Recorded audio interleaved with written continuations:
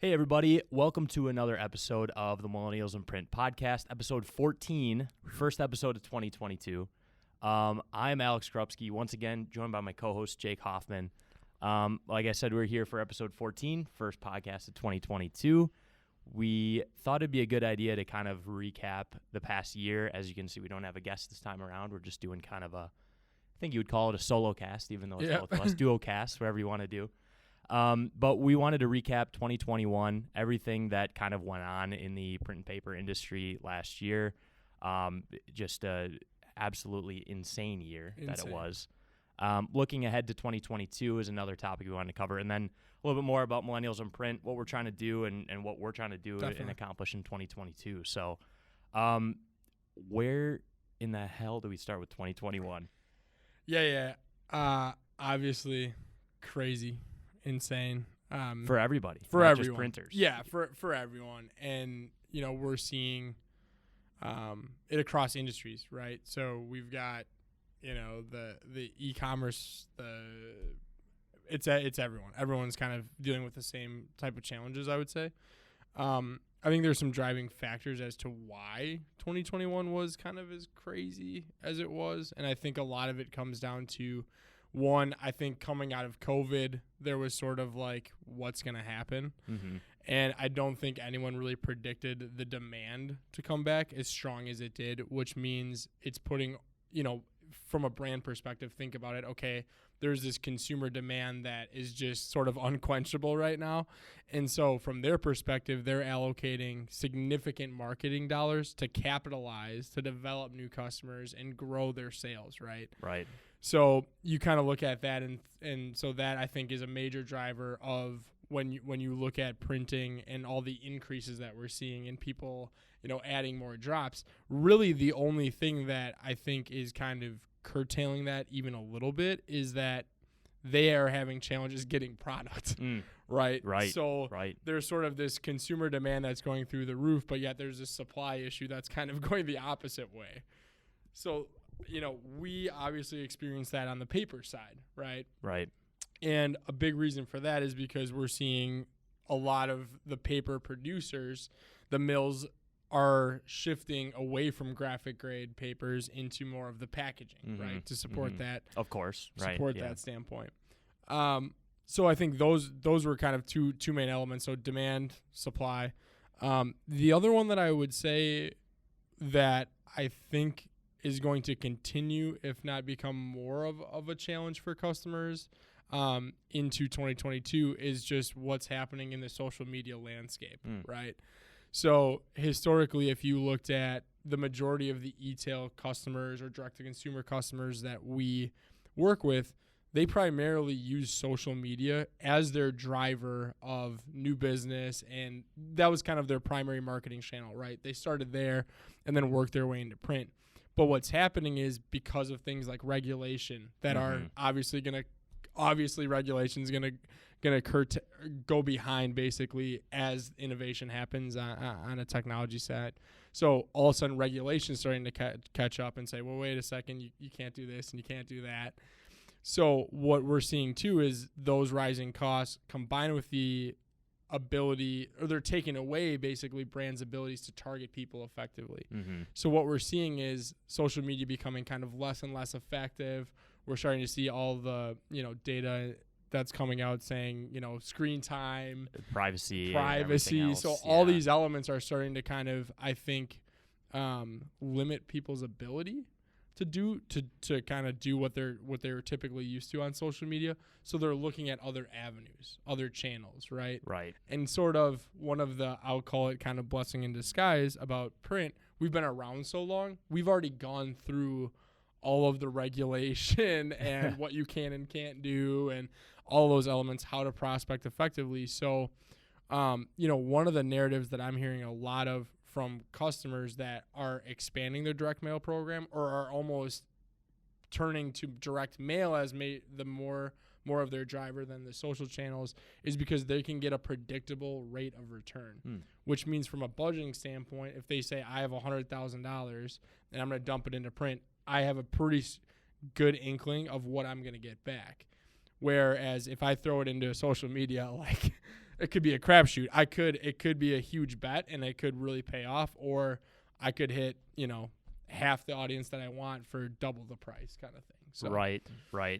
I think what's been interesting from my perspective to hear is while it's a very complicated, the paper supply issue is complicated, it's also, in a sense, simple economics. The demand is just far outweighing the supply, and those numbers just have not met up yet, and they won't continue to for a while. No, it doesn't seem like it, and I think, this year, if it's taught kind of us anything as an industry, creative solutions, I think is a good way of putting it, where you really have to kind of understand your customer, and they have to be somewhat empathetic and understanding. And I think I kind of touched on it earlier, but they are experiencing it in their own in their own industry, right?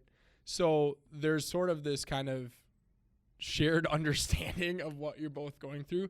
So, I think we've tried to do a really good job of saying, okay, maybe we can't get you exactly what you want, but what if we, do something like this, which is similar. And it seems to be that the people that have had really strong customer relationships from a printer perspective are really doing well. And I think those that maybe didn't handle or weren't transparent through the turmoil of this year are really hurting, because I think their customers are feeling like, well, if this is, what the standards are, like, I'm going to go look to be produced somewhere else. So. Right. Yeah. Another interesting thing is just in talking to some of the people that have been in this industry for so long, people in this building, outside of the building, that are like, this is insane. I've never seen anything like this in my 30 years, 40 years, 20 years, whatever it is. And that's why it's such a unique time to be in the industry, I feel like. Yeah, it for sure is. And you kind of wonder when there's sort of these major, like, collision impacts, it almost seems like a little bit, what comes out of that.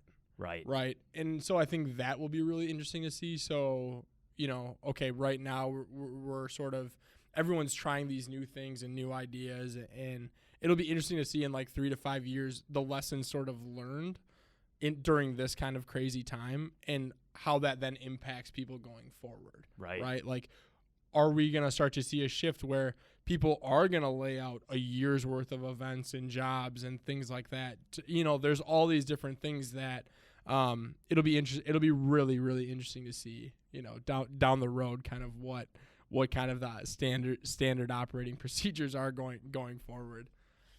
Because you work with so many of our direct-to-consumer clients and clients that are coming from maybe the e-commerce and going into print for the first time, I think it's interesting to hear from you where they're saying, demand is so high for our products that this is an opportunity we can't miss. So, like, let's print as much as possible, and let's do all these other marketing things as much as possible. But we're kind of having to say, we can't accomplish this, but we can accomplish this. Yeah, and it's almost like there's sort of like a I don't care, like no, and I'm not, and like, that's as not, much as I can get, as I will much take.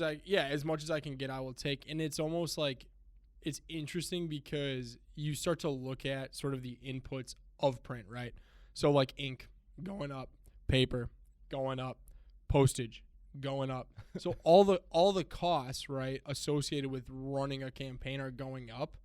But yet they're like, well, okay, so you, like, let's say your pricing went up 20%. Mm-hmm. Well, on the back end of that, we're generating 10x.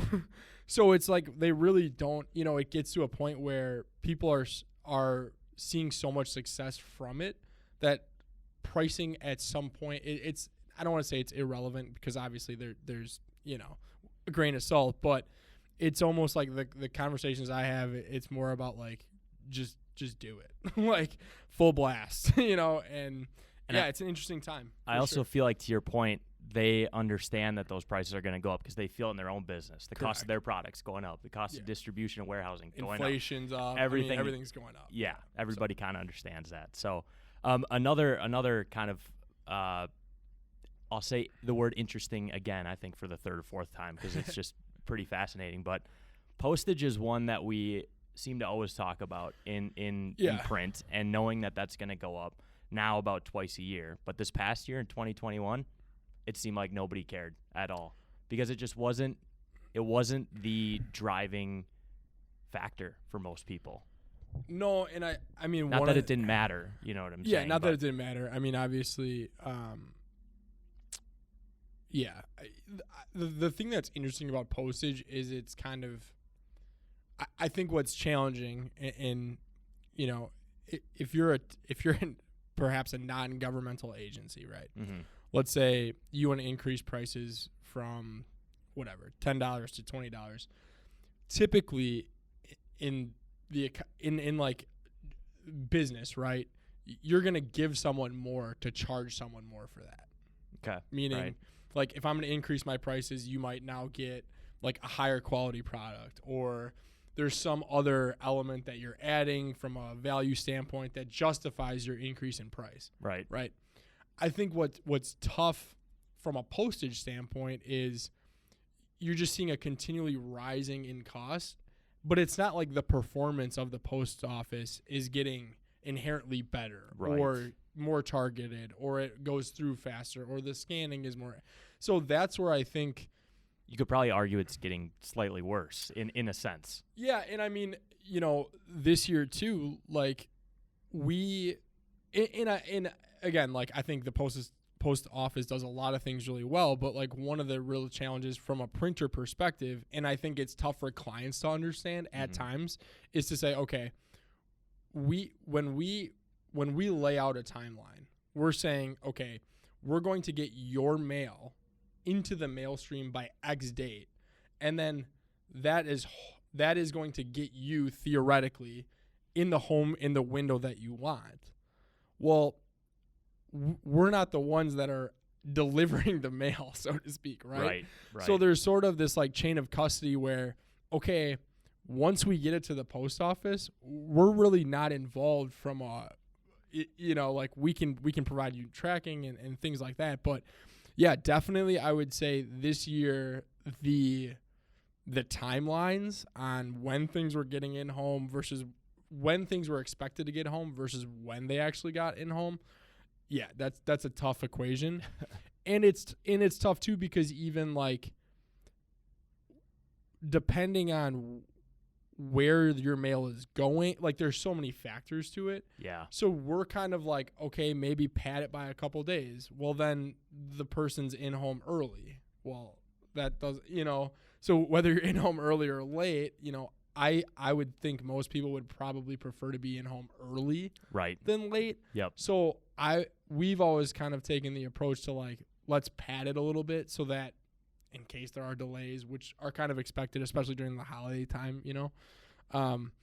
But yeah, it's an interesting thing because pricing just kind of keeps going up, but it's not like, again, we're not seeing like oh yeah, you know, now it's like a 95% guaranteed delivery, you know, it's just kind of like, it is what it is. So point being, get in as early as possible, solidify your work as soon as possible. And yeah, and I think you know, at different times of the year, I think it's more important. So like, I think earlier on, you're probably going to be pretty consistent with what we're outlining. I think if you're looking at, you know, during a holiday, especially during peak, I would pad it as much as you can. But and the thing too is that gets challenging, right? Because sort of the burden then gets put back on the brands, right? Because they now have to get their creative in earlier. They have to get all their, like, they can't be as reactive, right? Right. They've got to be proactive. And then what happens if inventory changes? So yeah, it's tough. It's, you know, it's tough on kind of everyone, you know, in that regard. I would say one other point before we move on to what we expect for 2022, and it's something that everybody is going to be familiar with, is the labor shortage issues. And I'm not sure how much more, like, what else we can really talk to about that. It's a challenge across the board. I think that's another one that'll be interesting to see the impact a few years from now. Is that going to flip in 2022? Is it going to flip in 2023? At some point, that's going to balance out as well. But that's been an interesting challenge that I think is impacting everybody, and everybody understands super well. Yeah, I mean, how many restaurants have you gone to where it's like, I mean, we're closed due to on top of COVID hours, but and hours are weird. Different, yeah. Just bizarre. So I didn't know if you had anything to talk to that point, but I think it was another obviously mitigating factor in everything that happened in 2021. Yeah, I mean, I think there's a threshold, right? I mean, you can only do so much work with so many people, and again, it's not an issue solely from a print perspective, but again, you drive down the road and everywhere you look, there's help wanted and things like that. So I think, there's going to be, again, a major emphasis on automation. What can you automate? What can't you automate?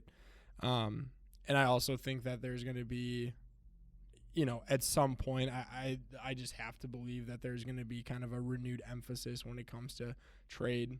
And it seems like that's kind of happening. I was going to bring that up too. Yeah. It feels like that. It seems like it too. And it seems like there was sort of, again, and I think we're, if you looked at our age, right, we were sort of that, generation where it was like, you go to college, that's what you do, you get a job, and then that's kind of your you go into crippling debt. It's just what you do, and you pay it off 30 years later. Yeah. It's kind of what you do. It's what you do. And yeah, it seems to me that I think people are kind of awake to the fact, and what I would say too is there are so many benefits that companies are offering to get people interested in the trade, like paying for their education, and you're getting apprenticeship and you're getting school credit now, and so I think that there's a lot more of that, which I think ultimately is gonna be really good, especially from a manufacturing trade standpoint. Right. But again, it's not for everyone. So inherently there's going to be a percentage of the population. But I think I guess my kind of closing thoughts on this is that I think that there was a time when, sort of regardless of whether it was for you or not, you kind of got pushed into college. And I think high schools are reevaluating what the real value is, right, in that. So absolutely, for what that's worth. No, I think that's a good way to kind of recap and finish off recapping 2021. So looking ahead to 2022, I think we're going to have to be a little bit, how do I want to say this? Not necessarily flexible, but we're going to have to just be a little bit reactive to how things happen in the market, right? We can be as proactive as possible, but we don't entirely know what's going to happen in 2022. It's going to be kind of a play it by ear type of situation again. Yeah. For everybody. Yeah. And I think, we're hearing things, you hear some things and then you're kind of looking at it and you're like, what's really the viability of that happening and the time frame that we're thinking it's going to happen. And, I think what's going to happen ultimately is 2022 is going to be very similar to 2021. I don't think we're suddenly going to solve the labor challenges. I don't think we're suddenly going to solve the paper supply challenges. Scheduling. So, and it doesn't seem to me like consumer demand is slowing down. So I think all of the underlying factors that created what 2021 was are still there in 2022. I think perhaps we're a little bit more prepared for it from that standpoint, where, we can be proactive and have conversations, I would say much earlier on in the year to kind of just set expectations and, kind of, okay, let's work on alternate solutions. But yeah, I really don't see, 2022 as sort of, it's definitely not going to be we're now at 30,000 feet cruising altitude. I just don't see that as kind of the case. So, and just because you work much more hand in hand with our clients and our customers than I do, I would kind of like to hear what they're expecting for 2022. What are their questions, or are they already prepared enough to understand what's going on because of the challenges maybe they know that they're going to experience in their own businesses?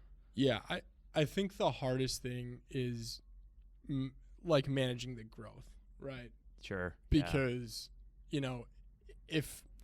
if you're, and again, I think a lot of printers are feeling this a little bit, right? So their allocation, like everyone's kind of on allocation. So you essentially have X amount of work that you can do, right? Well, if all your clients are coming to you and saying, I want to increase by 20 to 40%, how do you, sounds like a good problem to have. It is. Yeah. Which it is. Yeah, it is. But how do you manage that growth? And I think you have to be kind of strategic and is every client a winner? No, so I think you have to kind of be selective in the work that you want to do and the partnerships that you want to form that maybe have the most upside. At the same time, you never really want to be in a position where you're not taking on work because, again, 5 years from now, who knows where we're going to be. All of a sudden there's a downturn and then you have capacity and then you want the work. And I think, and this is kind of the thing that I've said the most, at least internally to the print industry. I think the thing that scares me the most at times is print's sort of inability to scale. And why I'm saying that is because if someone comes to you and says, okay, I've got $100,000 to spend in marketing, just to make it easy, right? Sure. $100,000 to spend in marketing. And last year I did $60,000 in social and $40,000 in direct mail. I want to flip that equation. And you say, well, we can't support that growth or, whatever that is. Then they're going to continue to spend it on other mediums that they can scale, right? Right. If you want to send 1 million emails or 2 million emails, no difference. No difference, right? Yep. If you want to do 1 million pieces of print versus 2 million pieces of print, significant you're difference. talking about increase, that's so that I think is something we as an industry, and I don't have the answer, but I think it's something that we have to figure out is how from a supply chain and a production capacity and all these different things can we scale right at the growth that our customers want. And again, I don't have that answer, but going back to kind of preparing for even beyond 2022 and what the next maybe 5 years hold, I think it's an interesting question and conversation to talk about what companies are doing in their prospecting efforts. And I think that's another thing that is not unique to print. I think it's going to be something across the board. But in trying to balance, are we working for now and for this year, which we are with the current work that we have, knowing full well that we're going to be turning more work down than ever.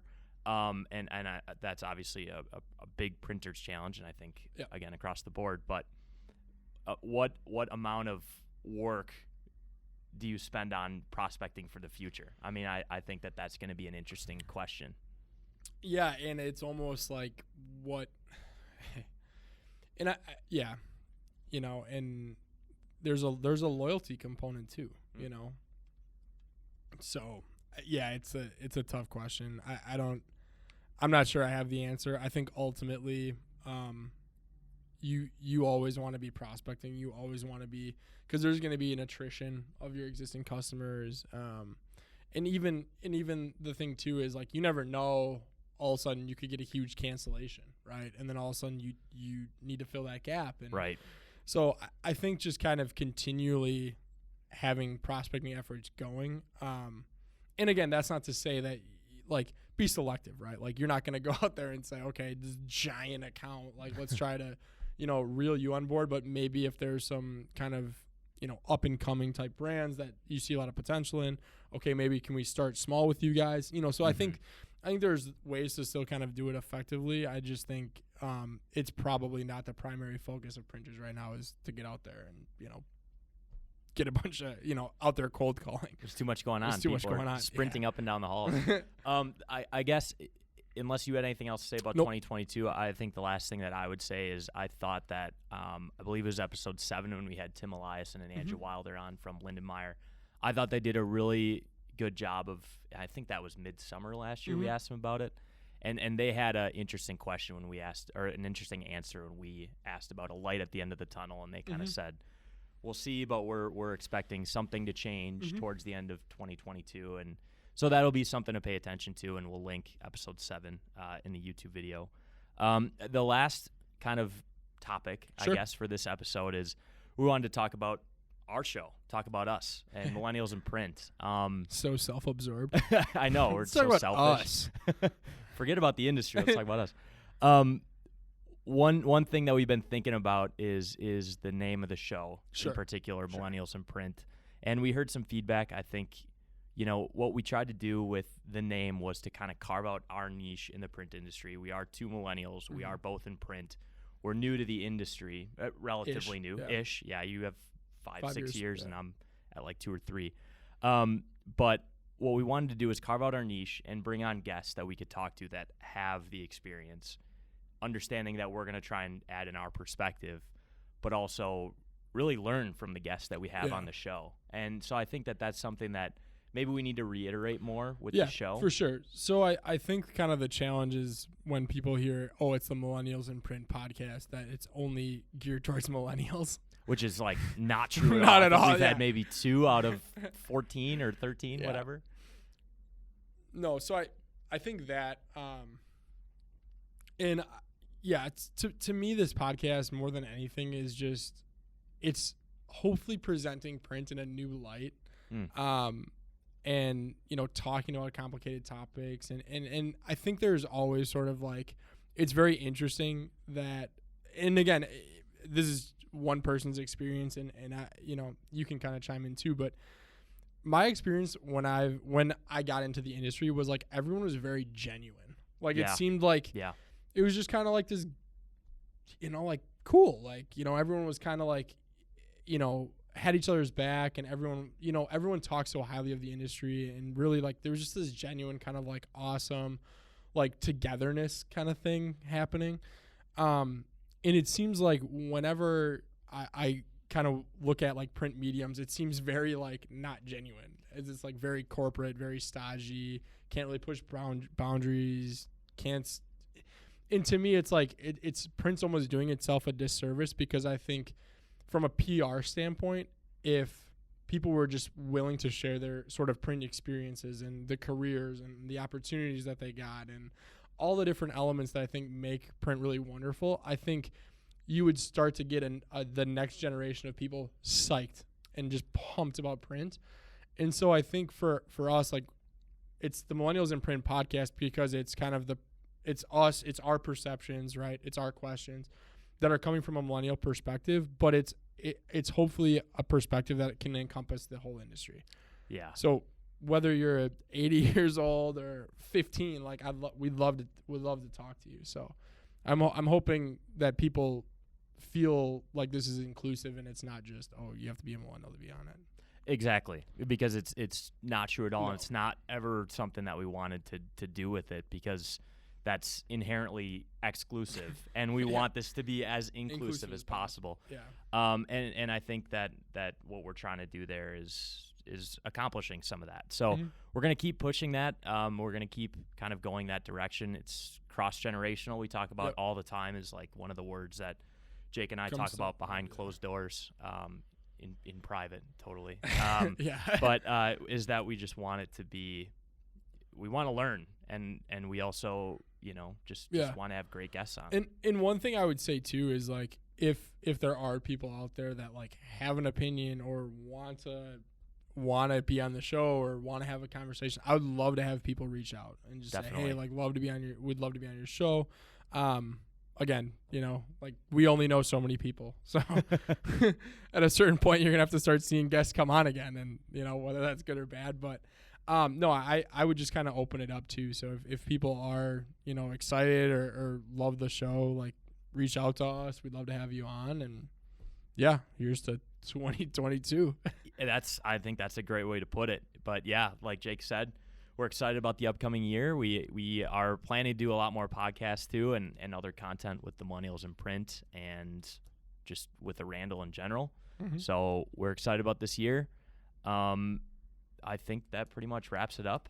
That's it for me. You got anything else? All right, we're spent. Thank you, everybody, for joining us again. Episode 14, first episode of 2022. And we'll see you in episode 15. Thanks, guys.